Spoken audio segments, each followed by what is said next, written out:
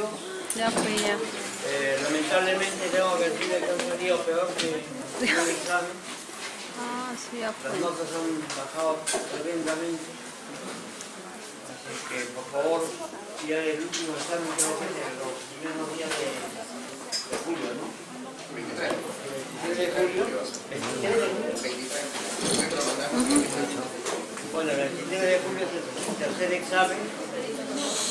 Por favor, estudien, que ya falta muy poco. También he conversado acerca del problema del doctor posiblemente lo llamen a nosotros también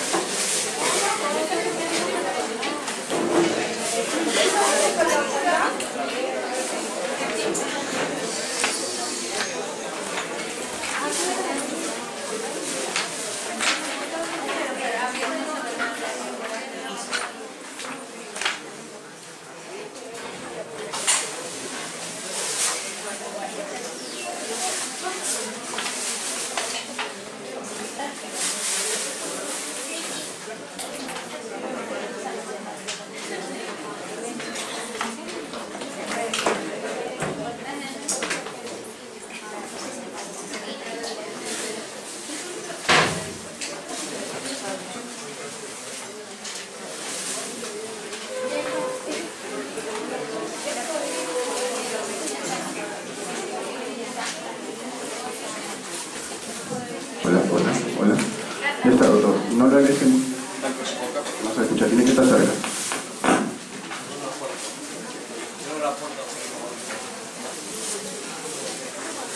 Buenas tardes. Vamos a empezar la clase referente a lepra.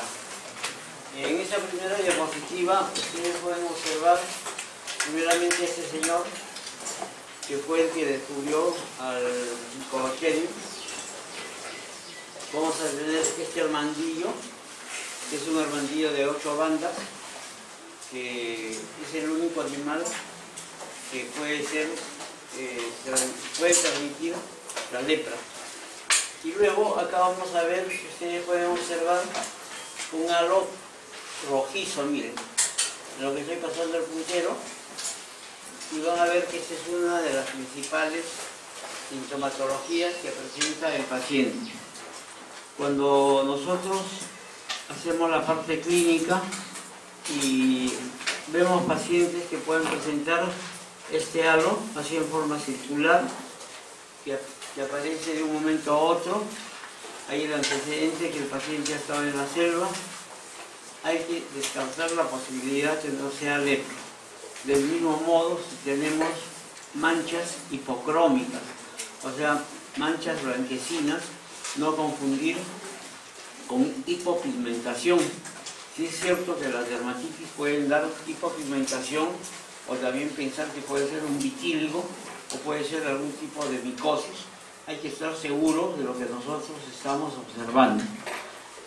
Cuando existe esta hipopigmentación o estas lesiones rojizas, se debe hacer un descarte de lepra. Sobre todo el paciente proviene de una zona de la selva en donde esta enfermedad es endémica. Y luego vamos a ver ya los estragos de la lepra, cómo va a ser la mutilación de las partes distales de los miembros. Porque hay que acordarnos que el bacilo de la lepra va a ser un neurotropo, o sea, va a viajar por medio de los nervios y va a producir una hipoalgesia.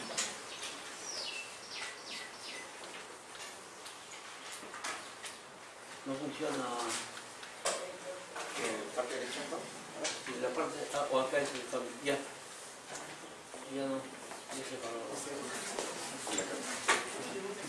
Ah, ya.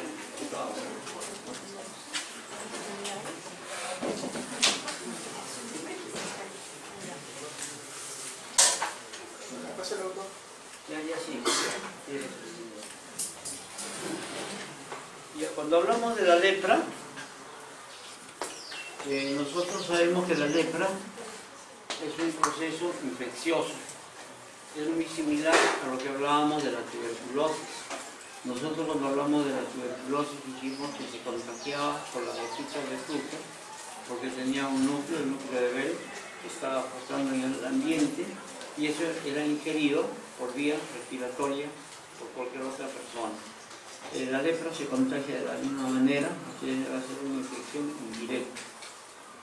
Vamos a ver que cuando hablamos de la lepra se puede decir que es una enfermedad bíblica. Es una enfermedad que data de muchos años atrás, en donde antes a un paciente cuando se le diagnosticaba de lepra, se le llevaba a la iglesia, se le hacía una misa por el cura, y el cura empezaba con unas palabras de decirle que ese hombre dejaba de pertenecer al mundo de los hombres y que ya pertenecía al mundo de Dios. Le hacían la misa y lo llevaban al asilo, en donde en el asilo las personas tenían una idea equívoca, que pensaban que la lepra era muy contagiosa.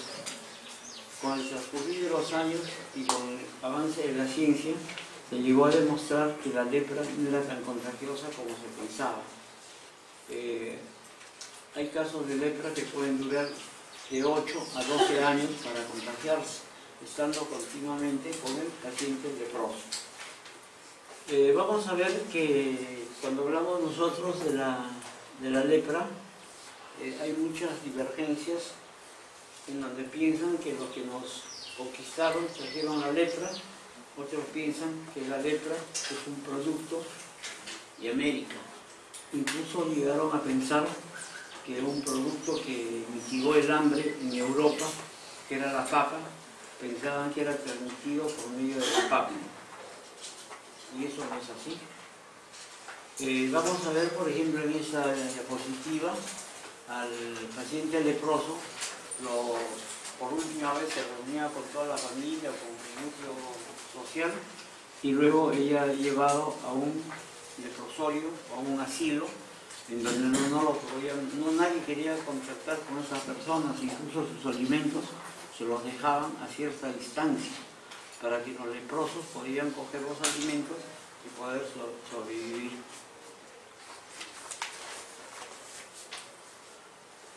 La conocen, ¿no? ¿Quién es? Ya, Magdalena, no, María Magdalena, esa es la madre de Calcuta. María Teresa de Calcuta. Esta mujer se dedicó mucho a cuidar a los leprosos y no murió de lepra, ¿no? Murió de vejez. En los datos históricos vamos a ver, como les dije, que los españoles decían que la lepra la iban a encontrar en América, los americanos decían que los europeos habían tenido la lepra, no se ha llegado a determinar, pero yo creo que sí, los europeos, por lo que nos conquistaron, trajeron la lepra a Sudamérica. Nosotros acá en el Perú también hemos contado con leprosorios. Había un leprosorio por el Puente del Ejército, que hasta ahora creo que viven algunas familias de leprosos, en donde los tenían ahí hacinados, y esta gente no moría, vivía mucho tiempo, se adaptaron a ese modo de vida, vivían en condiciones tremendamente de pobreza y eran subvencionados por el ejército, por el gobierno, hasta que comenzaron a invadir esos terrenos y ya fue una población, y luego desapareció ese leprosorio que había acá en Rima, y el otro leprosorio que había era en la selva. Ese leprosorio sí sigue funcionando, en donde hay pacientes, sobre todo ustedes deben comprender que estos pacientes son crónicos, que la mutilación de los miembros distales del cuerpo se producen por la analgesia y porque los pacientes no van a tener sensibilidad. Entonces, al no tener sensibilidad, se pueden cortar, tienen quemaduras, tienen miles de lesiones y entonces van perdiendo los miembros y van a causar una gran alteración para su vida cotidiana. Del mismo modo, tenemos una lepra que va a disfigurar el rostro. Entonces, esta es una enfermedad que cuando llega a causar daños es muy severa y no solamente produce las lesiones en la parte externa del organismo, sino también va a producir lesiones en la parte de las mucosas. Puede destruir el tabique nasal, puede destruir los labios, puede destruir la cavidad oral, sobre todo lo que se refiere al paladar blando y también al paladar duro.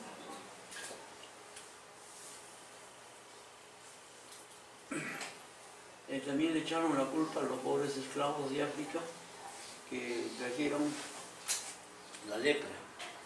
Ustedes saben que antiguamente era muy frecuente la comercialización de las personas de color y nosotros también hemos sabido que aquí en el Perú han llegado esos esclavos, ¿no? Sobre todo que vivían en la zona de Chincha, de Cañete y tenían los trabajos más rudos y al que se portaba mal lo liquidaban. No creo que tampoco haya sido la manera como se propagó la lepra en el Perú. Esto es de la papa, lo que le dije, que culpaban que la papa era el medio de contagio para la lepra. Pero a pesar de que era un producto así, pudo ayudar mucho en la hambruna que hubo después de la Segunda Guerra Mundial y durante la Segunda Guerra Mundial. Vamos a ver que la lepra es producida por el Mycobacterium leprae. Es muy similar al bacilo de la tuberculosis. Incluso se va a tener con la misma coloración de Nielsen. La diferencia es que nosotros sabemos que la tuberculosis necesita mucho oxígeno para poder sobrevivir. En cambio la lepra no. Casualmente la lepra no ataca directamente a lo que vienen a ser los pulmones, ataca a lo que es los tejidos blandos. Y la característica principal es la presencia de granulomas. Son granulomas que se van a encontrar, por ejemplo, por debajo de la epidermis. Y vamos a tener unas células que se denominan las células de Virchow. En estas células de Virchow es como si fuese una pompa de jabón, en donde en el interior se van a identificar los bacilos de la lepra. Se puede hacer los diagnósticos con hematocinina y eosina, o si no, de caso contrario, con la coloración de Nielsen o con otro tipo de coloraciones. Existe también la intradermoreacción, que viene a ser la lepronina, en donde va a ser muy similar a la reacción que, por favor, podría apagar eso. Me está quemando la retina. Vamos a ver también que hay la reacción cutánea, que tampoco, como en la tuberculosis, no es muy certera para el diagnóstico. Actualmente existen pruebas también de ELISA y básicamente lo que nosotros nos guiamos es por la parte clínica para hacer el diagnóstico.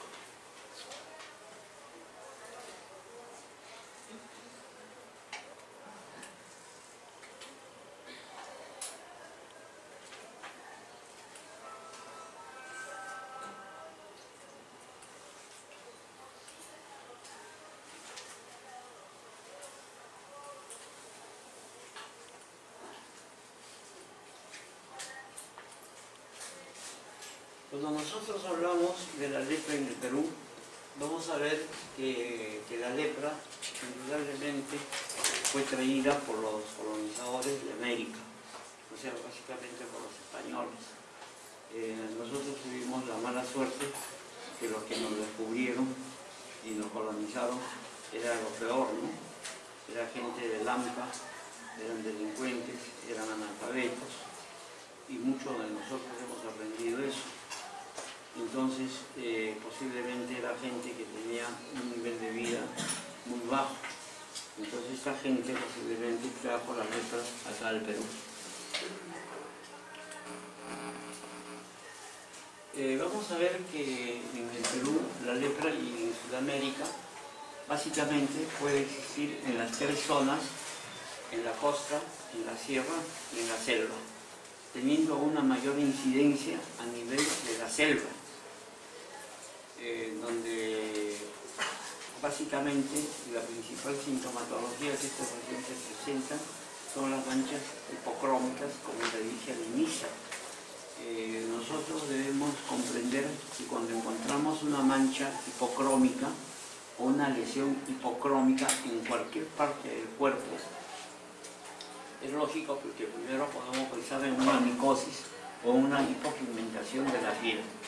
Se le da cualquier crema, que pueda haber un corticoide, lo que fuera, y si en el lapso de 15 días no mejora esa lesión, hay que pensar que puede ser otro tipo de lesión e inmediatamente hacerle una biopsia.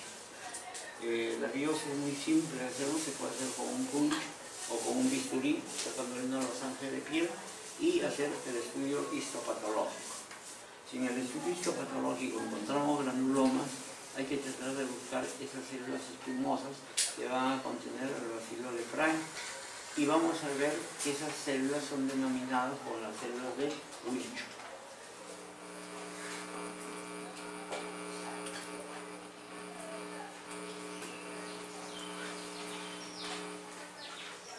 Cuando nosotros hablamos de la lepra, vamos a ver que existe una lepra lepromatosa, lepra indiferenciada, lepra tuberculoide y la lepra dimórfica. Con lo que nosotros nos acordemos que existe una lepra lepromatosa y una lepra tuberculoide es suficiente. Esta parte de la indiferenciada es un intermedio entre la lepromatosa y la tuberculoide. Y luego tenemos la dimórfica, que va a ser como si fuese una bifásica. Cuando nosotros tenemos la lepra lepromatosa, es la lepra que va a demorar mayor tiempo para el contagio. Por lo general puede ser 8 años, pero hay casos que pueden ser hasta 12 años. Y no todos somos susceptibles de adquirir la lepra. La lepra se ha visto que no se contagia por agarrar las lesiones a los leprosos o darle la mano a los leprosos, sino se contagia por las gotitas de Luger. Entonces, teniendo cuidado de no estar en contacto en forma directa con el paciente, podemos evitar que nos contagien de la lepra. Y como les digo, hay que tener cierta predisposición para poder hacer lepra. No todos hacemos lepra, así aunque estemos conviviendo con los leprosos.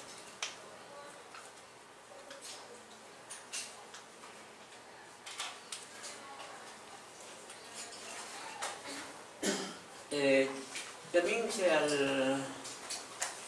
al bacilo leprae se le conoce como el bacilo de Hansen, que es el nombre del que lo descubrió. Entonces es válido poder hablar de cualquiera de las dos terminologías.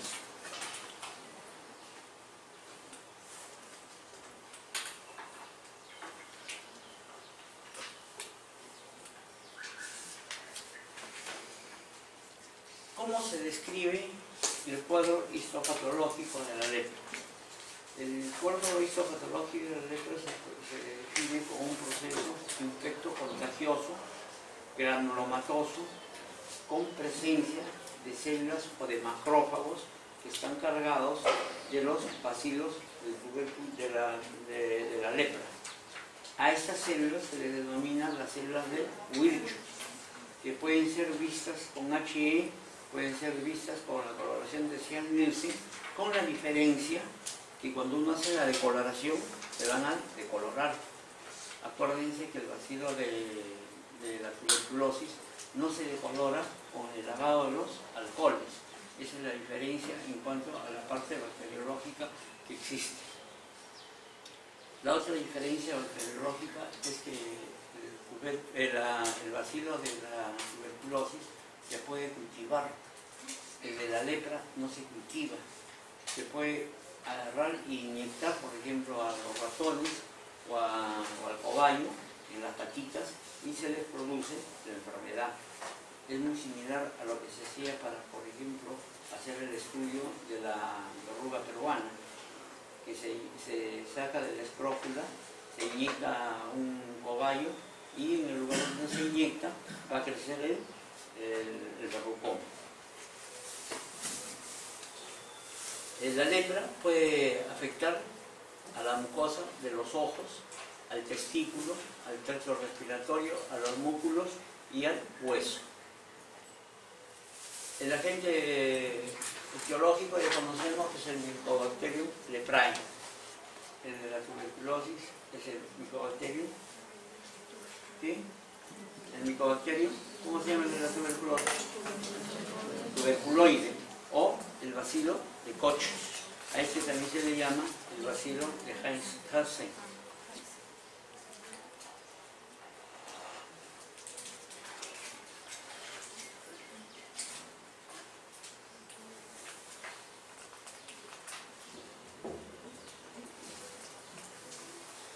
Bueno, nosotros hablamos de la atención de microbiología.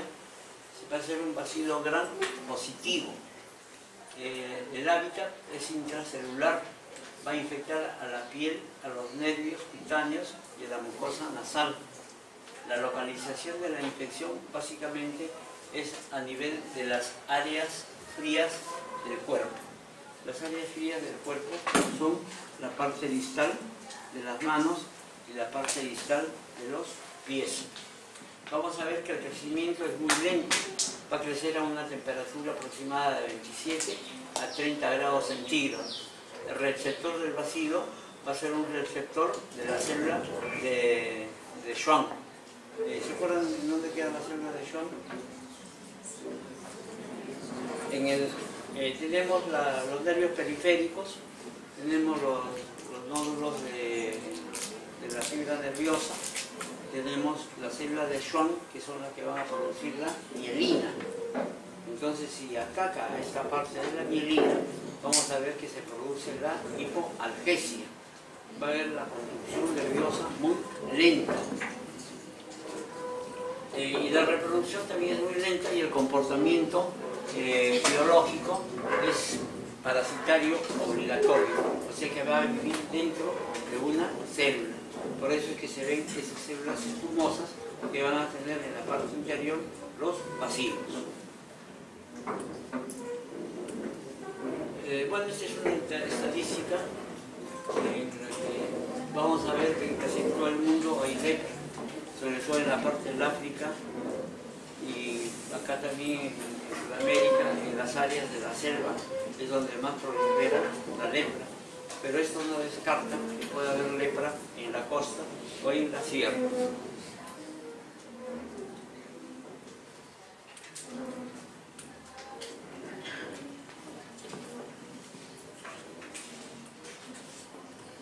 Esta es la distribución mundial de la lepra. Como ven, pasa prácticamente en todo el mundo. Esto es muy importante. La lepra exclusivamente en el humano, a diferencia de la tuberculosis que dijimos que podía haber, por ejemplo, el ganado vacuno. Por eso que el contagio podría ser por la leche no hervida o no pasteurizada, que tomábamos la leche y nos daba una tuberculosis gástrica o intestinal. ¿Cómo se transmite? Principalmente la puerta de entrada por el tracto respiratorio. El elemento infectante son las gotitas de saliva, las gotitas de Fluger, y es muy probable que se contagie durante la niñez y recién puede aparecer la enfermedad cuando la persona es adulta. Esto no quiere decir que no existe lepra en niños, hay lepra también en niños.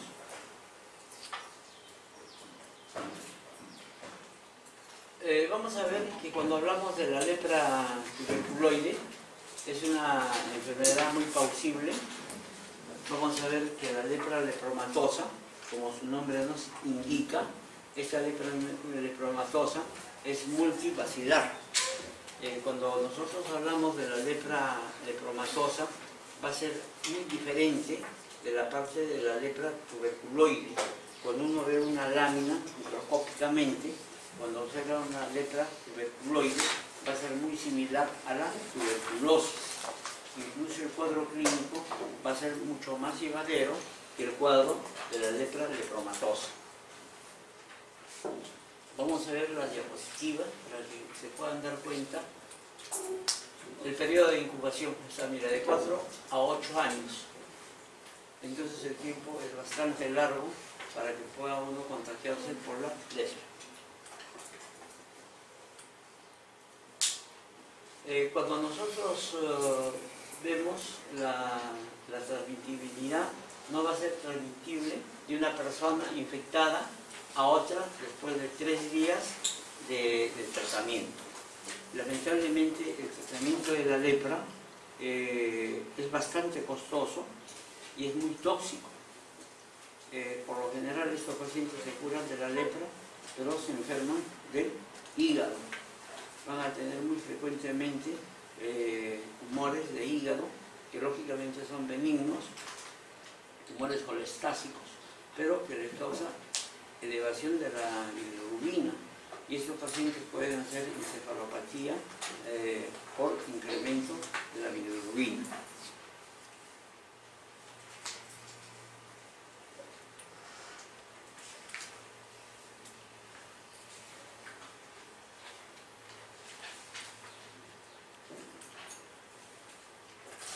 ¿Cuál es la población de riesgo? Como hemos dicho, en la tuberculosis, la condición básica para el contagio o para que contraigan la enfermedad va a ser la pobreza. Lamentablemente, la pobreza es el lugar de incubación de todas las enfermedades, porque en la pobreza no hay buenos hábitos de higiene, hay mala alimentación, hay mala educación. Entonces todo eso conlleva a que estas enfermedades puedan tener mayor incidencia en los núcleos poblacionales que tienen menor facilidad de la parte económica.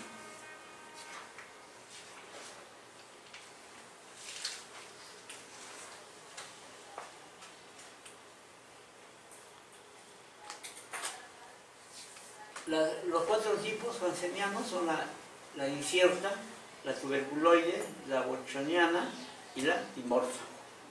Es otro tipo de clasificación, pero que básicamente es que está dentro de lo que viene a ser la lepra tuberculoide y la lepra lepromatosa. Se llama la wilsoniana porque va a presentar esas células de Wilson para el diagnóstico. Entonces es muy fácil de poder diagnosticar este tipo de enfermedad. El cuadro clínico. Primeramente, en el cuadro clínico hay entumecimiento o ausencia de la sensibilidad por la hipoalgesia que produce esta bacteria, que va a producir la destrucción de los nervios. Y en realidad no es la misma destrucción del mismo nervio, sino es del productor de la mielina periférico que nosotros tenemos en el sistema nervioso periférico. Porque nosotros sabemos que la mielina se produce en 2 lugares, ¿no? Uno va a ser en los nervios periféricos, en los nódulos de Ranvier, en donde están las células productoras de mielina, y otro es a nivel del sistema nervioso central, en las células de los oligodendrocitos. Entonces la mielina, que se va a producir en la parte periférica, va a desaparecer. Entonces, si no hay mielina, primeramente la conducción nerviosa va a ser muy lenta o va a desaparecer. Eso produce una analgesia. Y cuando hay analgesia va a haber daños a nivel morfológico de las partes dañadas. ¿Cuáles son los primeros síntomas? Esto, por favor, quisiera que graben esto. Manchas blancas o rojas en la piel. Les vuelvo a repetir, si ustedes encuentran a un paciente que dice: doctor, ¿sabe qué? Yo he estado en la selva 3 meses, 4 meses, y he venido acá a Lima, he vuelto a regresar, y miren, me han salido estas manchas en la pierna, en el brazo, en el tórax, en cualquier sitio. Ustedes pueden darle una crema, un tratamiento, pero advertirle al paciente que a los 15 días o 10 días regrese si es que la mancha no ha desaparecido. No se les vaya a ocurrir usar sustancias que oscurezcan la piel, porque están encubriendo la reacción del mismo paciente. Estas reacciones hipodérmicas y hipocrómicas son diagnósticas. Entonces hay que ver eso muy bien y tenerlo bien claro. Si una mancha con 10 días de tratamiento no desaparece, debe pasarse a un raspado o si no a una biopsia. Lo más recomendable es hacer una biopsia, sea por un punch o sea por un corte con un bisturí. Luego viene la pérdida de la sensibilidad, como en las zonas de anestesia. Luego vamos a tener una sensación de entumecimiento. Ustedes habrán visto que las personas mayores, cuando hace mucho frío, les duelen todas las articulaciones, ¿no? No pueden caminar, se sienten todos sin movimiento. Igual se refiere en los pacientes que tienen lepra. Luego la caída de pelos, sobre todo en la zona o en la región en donde se encuentran. Si se encuentran en la pierna o en el brazo, va a haber la caída del vello a ese nivel. En el tórax lo mismo. Entonces vamos a ver que esto también es muy importante, y las manchas no se ulceran, sino son rascadas. Esas manchas, el mismo paciente le va a decir, no me dan ningún tipo de comezón ni escozor. Entonces ustedes pueden hacer simplemente un raspado y pueden determinar que no hay hongos. Entonces al no haber hongos hay que averiguar por qué es esa hipopigmentación a nivel de la piel. Lo mismo los otros síntomas que puede haber pueden ser la destrucción del tabique nasal. Cuando hay destrucción del tabique nasal hay que hacer un diagnóstico diferencial con una entidad que es muy frecuente en la sierra, que se llama la UTA. La UTA son lesiones, es parecido a la espundia brasilense, que produce destrucción del tabique nasal. Entonces hay que saber diferenciar si es eso o no es. A todo paciente que se le tiene una sospecha de lepra, hay que revisarle la parte de la orofaringe para ver si tiene algún tipo de lesión. Cuando tenemos la lepra tuberculoide, vamos a ver que hay presencia de algunas lesiones bien definidas en la parte de la tumefacción. En cambio, la lepra lepromatosa tiene la nariz crónicamente tapada. O sea que el paciente va a decir, doctor, yo en las noches ni en el día puedo respirar porque tengo mucho moco en la nariz. Entonces, en ese moco nosotros podemos hacer también un frotis y podemos ver si hay alguna otra lesión. Puede ser rhinosporum, puede ser hongos o puede ser cualquier otro germen.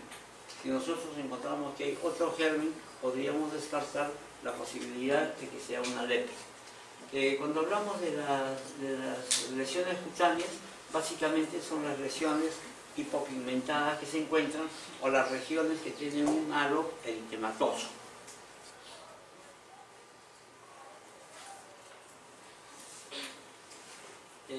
Básicamente puede afectar toda la economía humana, de preferencia miembros inferiores, miembros superiores.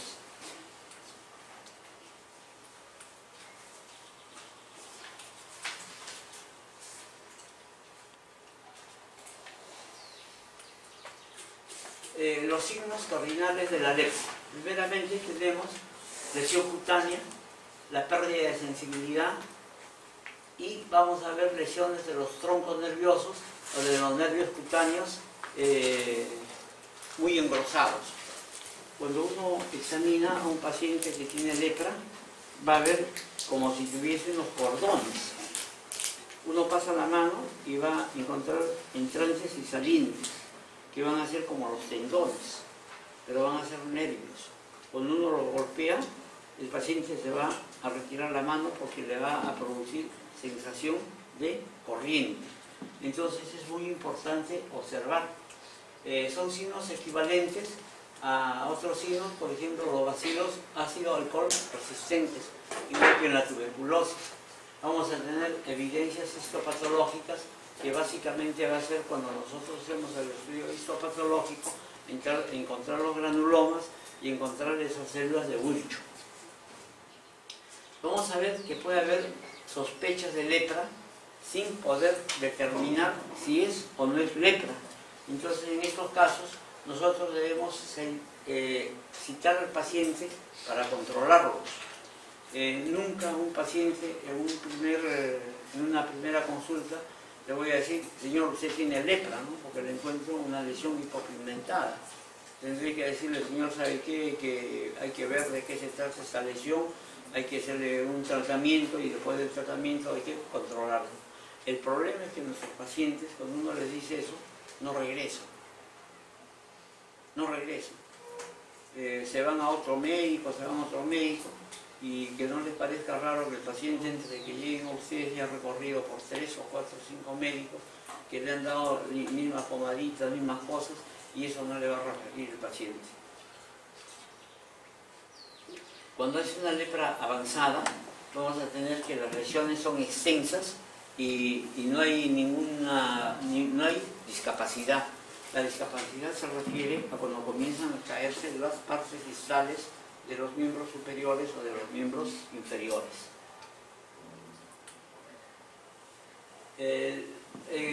Hay una técnica de lisa, tan igual como para el SIDA o para cualquier otra enfermedad, que da muy buenos resultados.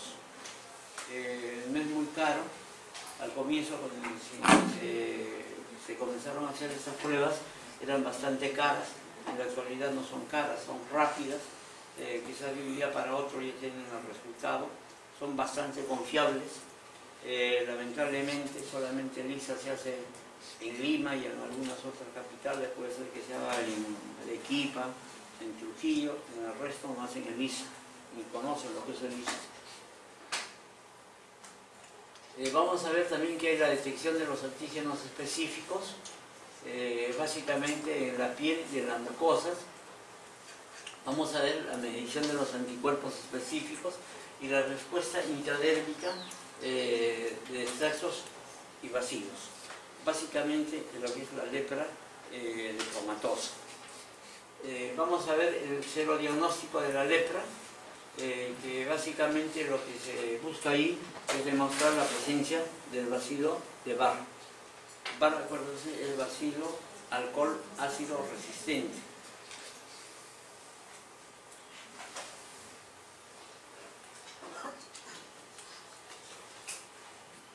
Cuando tengo un paciente que haya sospecha de lepra, tómenle una placa radiográfica y nosotros vamos a ver estas lesiones. Miren, si ustedes comparan la densidad de esto con eso, ¿qué parte del cuerpo es? ¿Ah? Son las manos, pues son las manos. Y hemos dicho que las lesiones mutilantes se producen en la parte distal. Entonces miren la densidad que hay de este hueso a este hueso. Entonces acá se va a ver ya que hay compromiso óseo.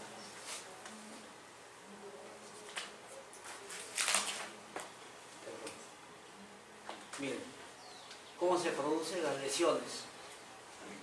En muchos casos, muchos radiólogos hacen diagnóstico de necrosis ósea. Y no es una necrosis ósea, sino son lesiones de la lepra. Vamos a ver también que un hueso, ¿han visto correcto un calcáneo? No.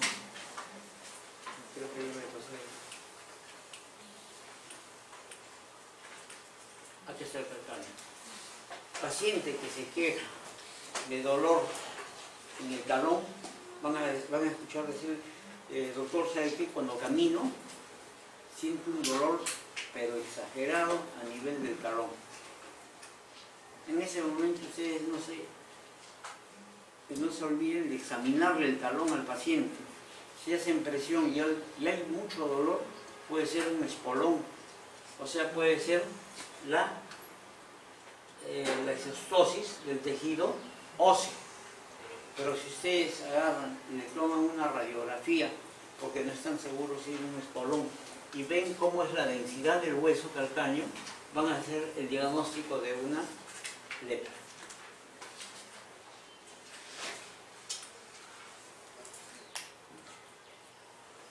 Este núcleo ya lo conocen, lo mostré en la clase anterior, que era tan similar como se veía a nivel de la tuberculosis, ¿no?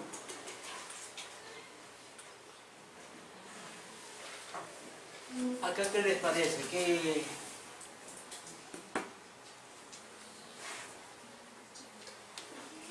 aparte de las bonitas piernas que tiene, ¿qué puede?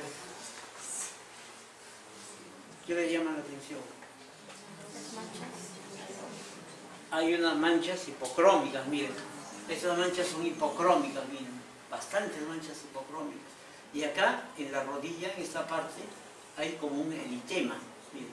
Y si ustedes ven el grosor de esta pierna y esta pierna está edematizada por el mismo proceso que tiene a nivel de la rodilla. Entonces, siempre cuando ustedes examinen a estos pacientes o a cualquier otro paciente, hagan la comparación del lado derecho con el lado izquierdo. No si yo llego, por ejemplo, a la doctora y le digo, doctora, ¿sabe que me duele la rodilla? A ver, duele su rodilla, me sube el pantalón, me duele la rodilla y listo, ¿no? Debe comparar esta rodilla con esta rodilla. Del mismo modo, costumbre de cuando piden radiografías, sea comparativa de una rodilla izquierda con una rodilla derecha, o también de las manos, la mano derecha con la mano izquierda.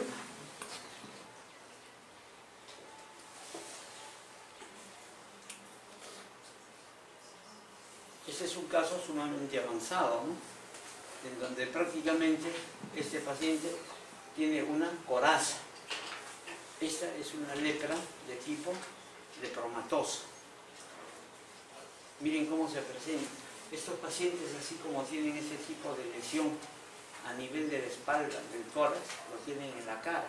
O sea, todo el rostro lo tienen completamente deformado. Antiguamente a este tipo de pacientes los contrataban para llevarlos en los circos y los exhibían. Entonces es bastante, en este caso por ejemplo ya ni con sulfona ni con nada se le soluciona el problema, ¿no? Este es un cuadro histopatológico, miren. Si ven, esa es la coloración muy parecida a la que es en el bacilo de Koch, ¿no? De un color medio rojizo. Todo esto, lo que están viendo acá en rojo, van a ser las bacterias, miren. El Mycobacterium leprae. Y esas son esas células grandes, las células de Wiltshire. Acá es la biopsia de la piel. Esa parte de acá, esa parte de acá es la epidermis, esta es la dermis. Y acá van a ver unos nódulos, miren. Que estos nódulos nos hacen llevar como un proceso inflamatorio crónico granulomatoso. Pero acá lo que no vamos a ver es la necrosis gaseosa central. Interesa ver es básicamente lo que vamos a observar, esas células de Wiltshire. Si yo les pregunto qué son las células de Wiltshire, son macrófagos cargados de bacilos leprae.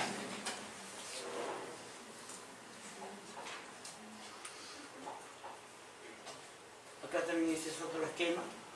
Miren la epidermis. Tenemos una parte completamente libre. Estos son los esquemas de los granulomas. Por lo general los granulomas son bastante superficiales, se encuentran en la dermis superficial o en la dermis papilar. Lo mismo acá, miren. Cada una de estas son los bacilos, ¿ven? Todos estos son bacilos. Está completamente lleno de bacilos. Acá lo mismo, miren. Esta es la parte de la epidermis. Esta es la dermis, esta es la granulomas y cómo se encuentran. Miren. Prácticamente todas estas son células muy grandes. Esta es la hipodermis y acá están las células. Esta es una coloración especial. Es una coloración ¿de qué tipo? A ver, Felipe, ¿qué? Plata. Ahí yo veo negro o ves marrón. ¿Qué les he dicho cuando ven de color marrón? Que es inmunohistoquímica. Seguramente han querido hacer algún marcador para ver. Esto sí es plata, mira. ¿Ven la diferencia del color? Negro, en donde van a ver que todos estos son los granulomas, mira. Estos son los granulomas, muy diferentes a los granulomas que se observan en la tuberculosis. En la tuberculosis tienen necrosis gaseosa. Acá no hay necrosis gaseosa. Lo mismo acá. Miren, estas son las células esquimosas. Lo mismo acá con otra coloración, con una coloración de James. ¿Cuál es el pronóstico? El pronóstico de la lepra, cuando se trata adecuadamente, cuando se hace un buen diagnóstico, los pacientes van a ir bien. Por lo menos se detiene si hay algún tipo de lesión al nervio. Y los pacientes pueden sobrevivir por mucho tiempo. El problema es cuando no se hace un diagnóstico adecuado y la enfermedad persiste. Las complicaciones. Primeramente, como el tratamiento es tan largo, puede haber complicaciones por el mismo tratamiento. A estos pacientes se les puede dar anfotericin B, que el anfotericin B es hepatotóxico. La clorofacimina también es tóxico. A los pacientes con piel clara se les produce mucha reacción dérmica. Vamos a ver que estos pacientes, al tener mucho tiempo de tratamiento, por lo general no lo cumplen. Y al no cumplir el tratamiento, estos pacientes son los que pueden contagiar. Porque actualmente a los leprosos, solamente en la selva, hay ese leprosorio donde están completamente aislados. Ellos tienen prácticamente una comunidad de leprosos. Ellos mismos generan ingresos económicos, etcétera, de cosas. Venden objetos, etcétera, de cosas, ¿no? Pero acá en Lima conozco muy pocos casos de pacientes de lepra, por eso es que las láminas de lepra son muy escasas. Antes la lámina de lepra la conseguíamos acá en el Rima por el puente del ejército, en los leprosos. Ellos se prestaban para que se les saque una biopsia y nosotros por supuesto le pagábamos, ¿no?, a los leprosos. Les sacamos la biopsia para tener láminas para estudio. Pero ahora ya desde que desapareció eso no sé a dónde se va a ir. Hay que tener presente que los daños que se producen, por ejemplo, si se cae el dedo ya, no hay como volver a crecer el dedo, y ya es permanente la lesión. Puede haber la desfiguración estética, puede haber lesiones de manos y de pies.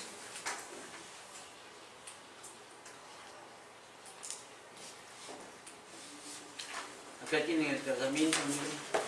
Esta rifampicina también se usa para la tuberculosis, la clorfacimina, la etionamina y diamino y fenilsulfona. Estas sulfonas también producen, es muy tóxicas, producen mucha toxicidad.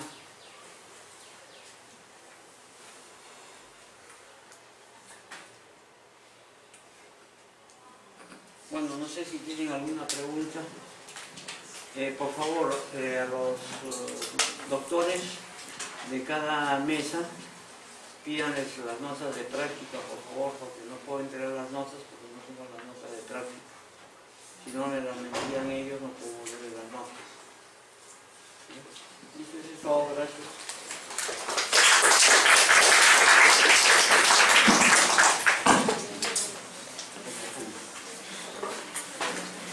Por favor, con mi grupo para la práctica.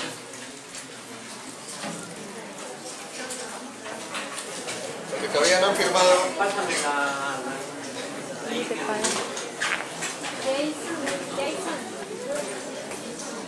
Felipe.